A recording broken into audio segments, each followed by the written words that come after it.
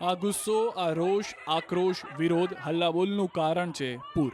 તંત્રની અણધડ નીતિના કારણે વડોદરા 5 દિવસ સુધી ડૂબેલું રહ્યું.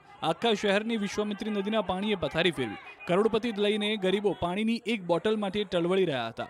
કરોડોના બંગલાઓમાં રહેતા લોકોને સહાય મેળવવા માટે મજબૂર કરી દીધા. 5 દિવસ સુધી કોઈ અધિકારી નેતા લોકોની સ્થિતિ જોવા ફરક્યું નથી. હવે જ્યારે પાણી ઓસરી જતા વડોદરાના સ્થાનિક નેતાઓ ફોટા પડાવવા, પ્લાસ્ટિકની સ્માઇલ કરી દુઃખ દર્દ બતાવવા ઘરની બહાર નીકળતા લોકોમાં આક્રોશ આસમાને છે. વડોદરામાં પૂરની સ્થિતિ બાદ રહીશોમાં ભારે નારાજગી જોવા મળી રહી છે, જેનો ભોગ બન્યા વોર્ડ નંબર 2ના નગરસેવક મહાવીરસિંહ રાજપુરોહિત. નગરસેવક રાજપુરોહિત જાવદ પાર્ક પાસે પહોંચ્યા હતા, જ્યાં લોકોએ ઘરવકરીનો કચરો રોડ પર મૂકીને કોર્પોરેટરનો હુરિયો બોલાવ્યો. લોકોનો રોષ જોઈને કોર્પોરેટર પણ ફોન પર વાત કરતા રહ્યા.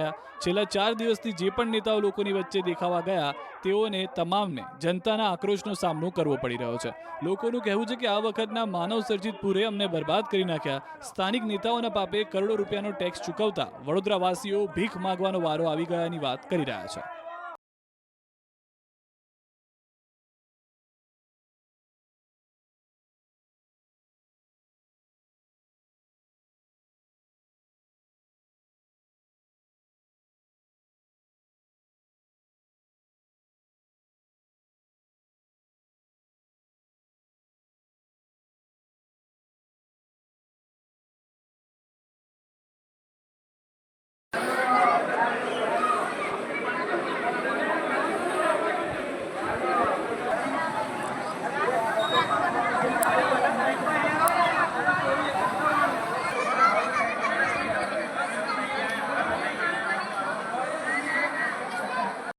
એનો કોઈ મતલબ જ નહીં. તમે કેસ કાઢી જ નાખો.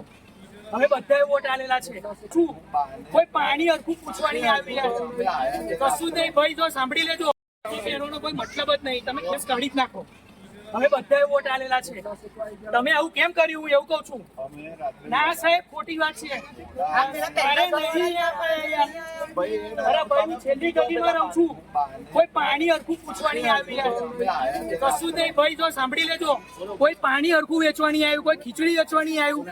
અમારું મન જાણે છે.